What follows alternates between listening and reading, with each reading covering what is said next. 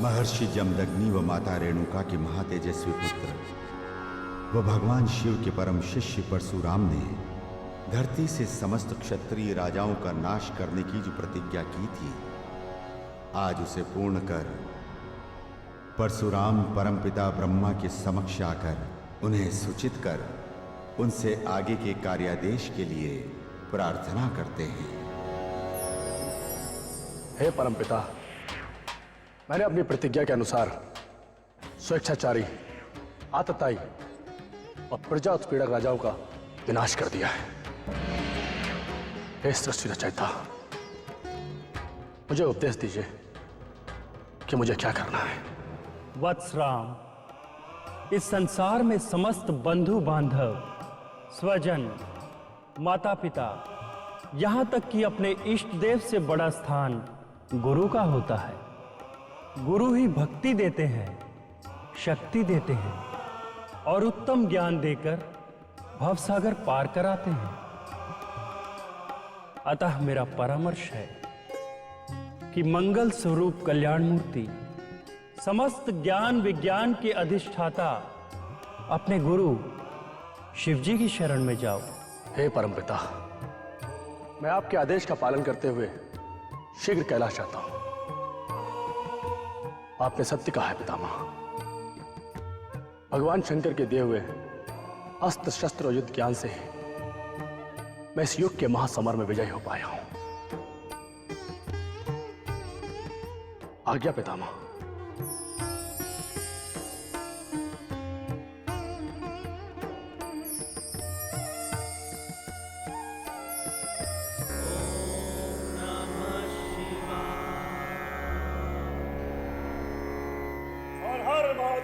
हर हर महादेव। पधारिए रेणुका नंदन, मेरा प्रणाम स्वीकार कीजिए। परम गुरुदेव, भगवान शंकर आप सबका भला करें। इस कैलाश पर बहुत समय के पश्चात आपके दर्शन हो रहे हैं।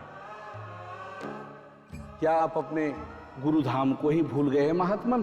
भाइयों, अत्याचारी, आतताई राजाओं को समाप्त करने में कई वर्ष लग गए। इस बीच यहां आने का अवकाश ही नहीं मिला। अनाचारी, प्रजा उत्पीड़क राजाओं को समाप्त करने की प्रतिज्ञा पूर्ण होते ही मैं आज यहां चला आया, गुरुदेव के दर्शन करने के लिए। आपका इस कैलाश पर स्वागत है। पधारिए, अंदर पधारिए। पधारिए महात्मन।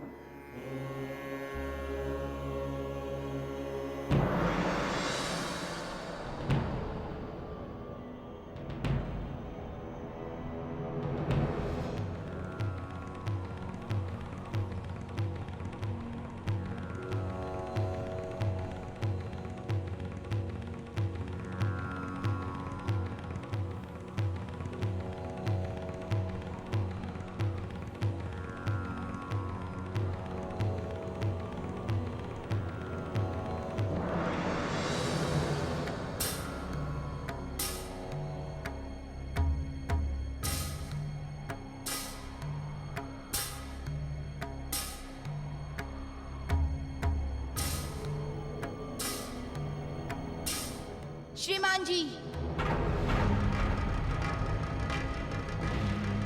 इस समय मेरे माता पिता विश्राम कर रहे हैं। इस समय आप अंदर नहीं जा सकते। बालक, तुम मुझे नहीं जानते। मैं भगवान शंकर का शिष्य परशुराम हूं। आप जो कुछ भी है वो ठीक है, पर इस समय आप भवन में प्रवेश नहीं कर सकते। आप चाहें तो मैं आपके लिए पिताश्री से पूछकर आ सकता हूँ, पर तब तक आपको यहीं पर प्रतीक्षा करनी होगी। तुम दोनों बालक कौन हो? क्या तुम दोनों यहाँ पर पहरेदारी का खेल खेल रहे हो? श्रीमान जी, सोच विचार कर बोलिए। मैं माता पार्वती नंदन गणेश हूँ और ये मेरा भाई कार्तिकेय है। बालकों, तुम दोनों मेरे गुरुपुत्र होने के नाते मेरे भाई हुए। मैं यहाँ वर्षों बाद आया हूं ना, इसलिए आप दोनों के बारे में नहीं जानता। देखो, मेरे गुरुदेव ने मुझे बिना रोक टोक इस धाम में आने का अधिकार दे रखा है। आप मुझे भगवान शंकर और माता पार्वती के दर्शन करने के लिए अंदर जाने दें। कर्तव्य पालन के सामने संबंधों का कोई मूल्य नहीं होता श्रीमान जी। इस समय तो आप किसी भी हालत में भीतर प्रवेश नहीं कर सकते, समझे?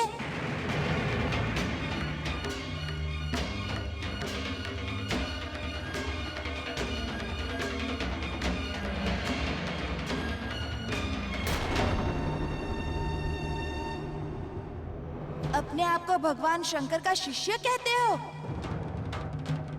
और शिवधाम के अनुशासन की उपेक्षा करते हो? कैसे शिष्य हो तुम? क्या पिताश्री से आपने इसी उद्दंडता का पाठ पढ़ा है?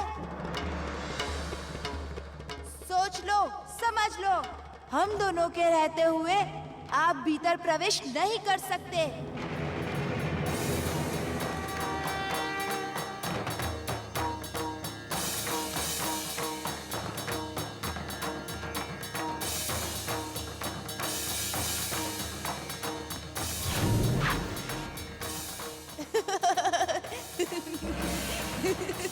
मैं यहाँ हूँ श्रीमान।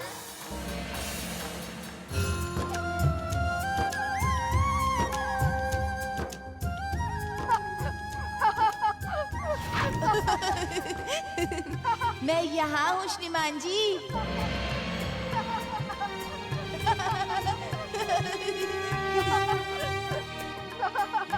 जल थल है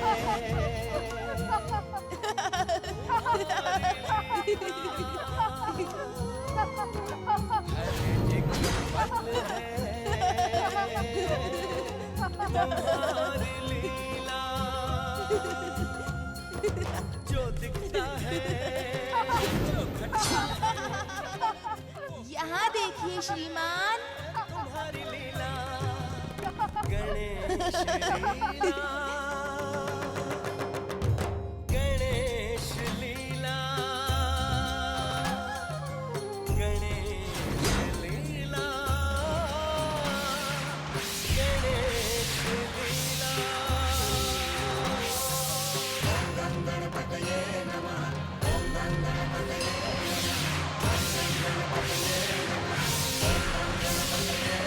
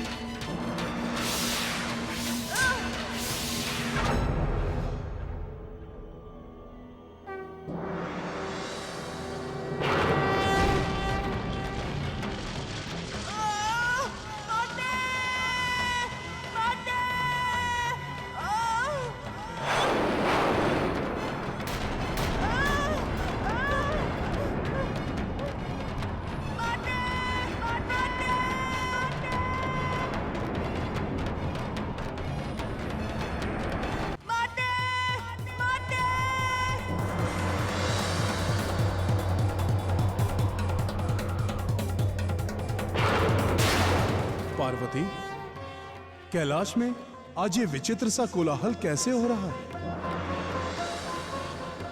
आज अवश्य ही कुछ दुर्घटना घटी है। हमें बाहर चलकर देखना चाहिए।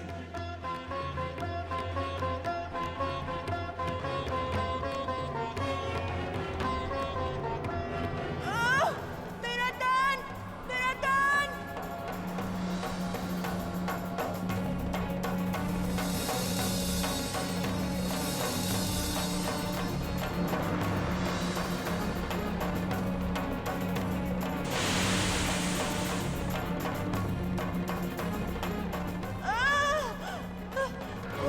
माते मेरा दान!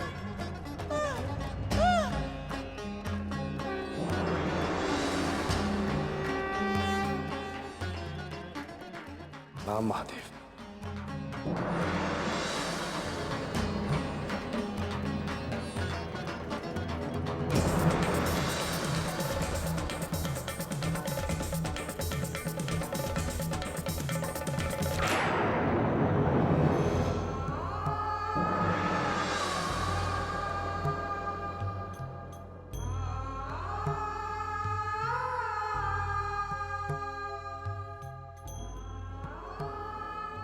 पुत्र कार्तिकेय, ये सब कुछ क्या हुआ?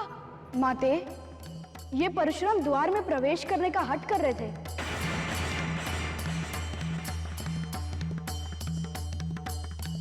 भाई श्री गणेश ने इन्हें समझाया और द्वार में प्रवेश करने की अनुमति नहीं दी।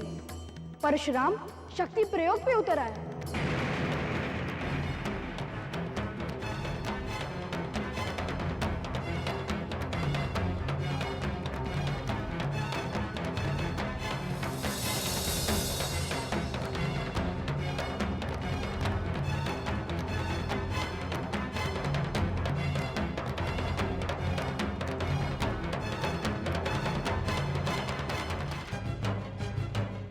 स्वामी, एक ओर हमारा पुत्र श्री गणेश और दूसरी ओर आपका शिष्य परशुराम।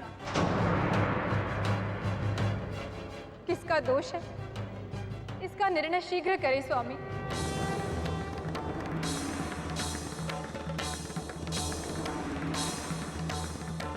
यद्यपि मैं आपकी धर्मपत्नी सर्वशक्ति संपन्न गौरी हूं, किंतु आपके रहते निर्णय मैं लूं, ये शास्त्र मर्यादा और धर्म के प्रतिकूल है।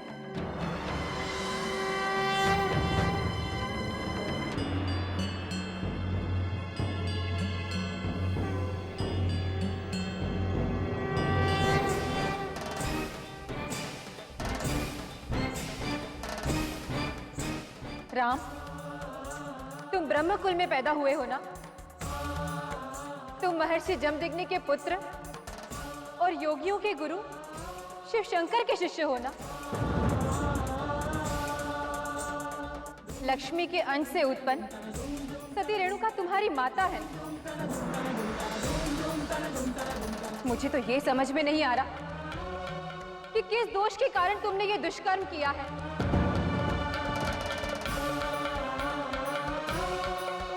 यह अमोघ परशु जो तुम्हें दुष्टों के दमन के लिए मिला है, उसे तुमने गुरुपुत्र पर चला दिया। इससे अच्छा तो तो मेरे पुत्र का मस्तक ही काट देते।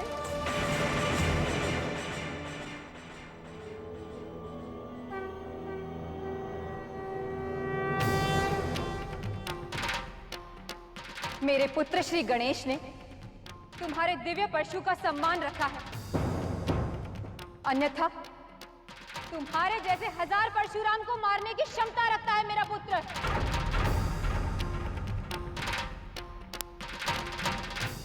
तुम्हारे इस दुष्कर्म के लिए अब मैं ही तुम्हें दंड दूंगी।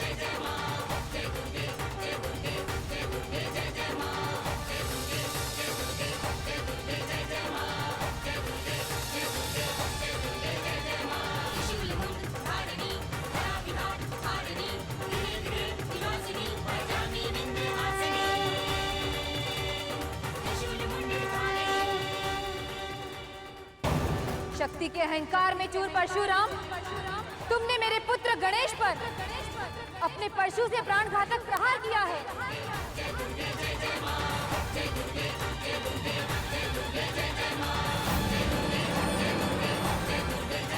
तुम्हारे इस दुष्कर्म के लिए मैं स्वयं तुम्हें दंड दूंगी। ठहरो देवी पार्वती।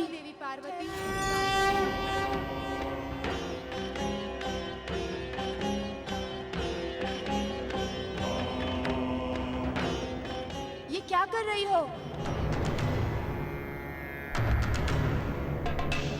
हे भगवान वामन, आपने अपने दर्शन देकर शिव परिवार सहित समस्त कैलाश वासियों को धन्य कर दिया है।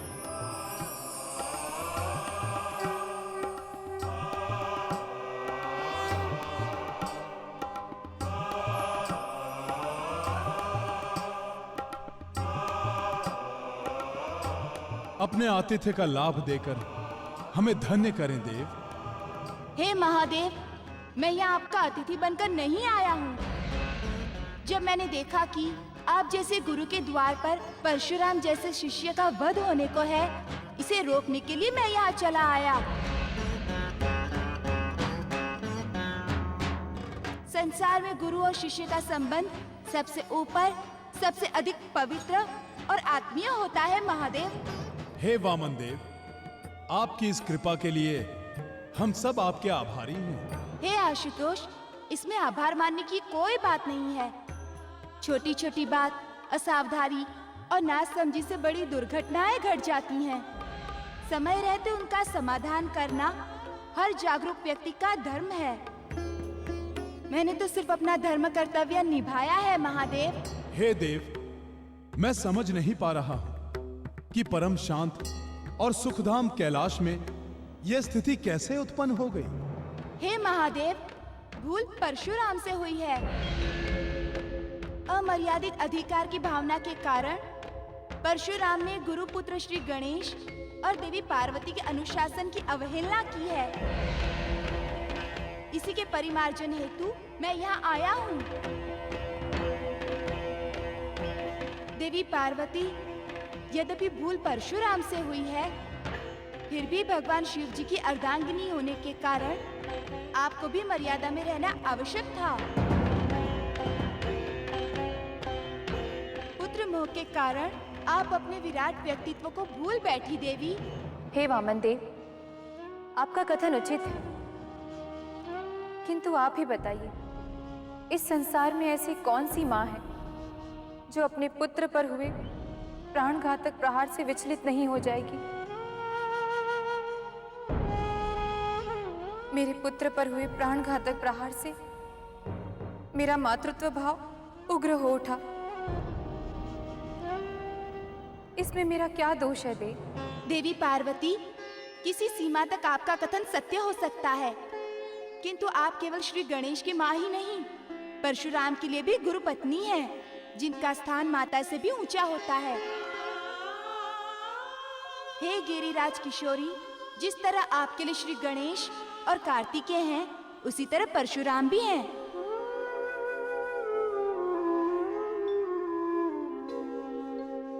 देवी, पुत्र तो केवल वंश परंपरा को आधार देता है, किंतु सामर्थ्यवान शिष्य गुरु के ज्ञान, आत्मतेज और लोक कल्याण का प्रतिनिधि होता है। हे देव, आपका कथन मैं शिरोधार्य करती हूँ।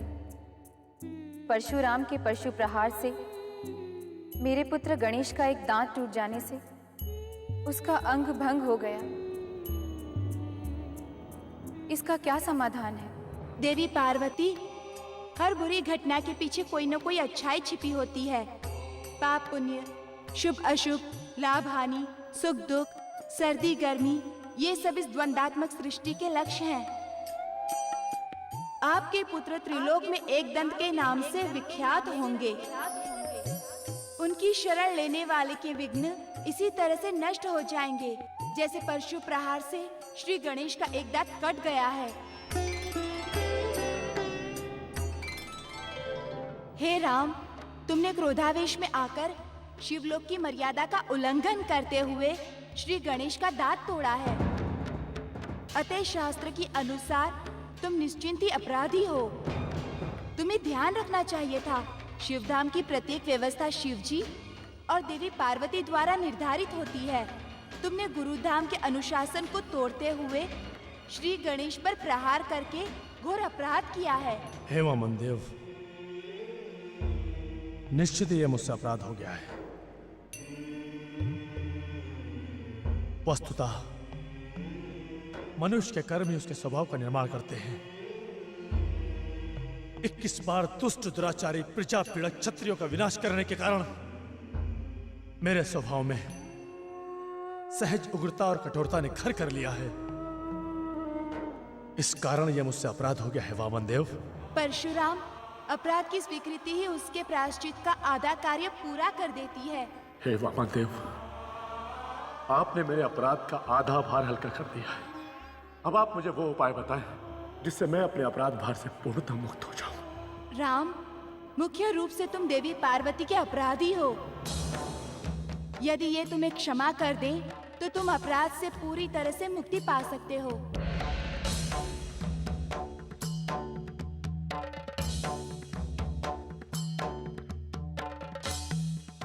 राम, तुम नहीं जानते ये जगदीश्वरी परम शक्ति स्वरूपा हैं, जिनकी सहायता के बिना परम पिता ब्रह्मा, मैं विष्णु और ये महादेव भी अपना कर्तव्य निर्वाह नहीं कर सकते। इनकी शक्ति प्रेरणा से समस्त विश्व अस्तित्व में है।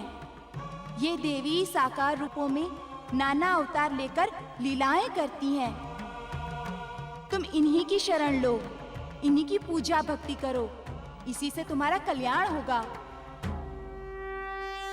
हे वामनदेव, आपकी आज्ञा, आपका मार्गदर्शन मुझे शिरोधार्य है।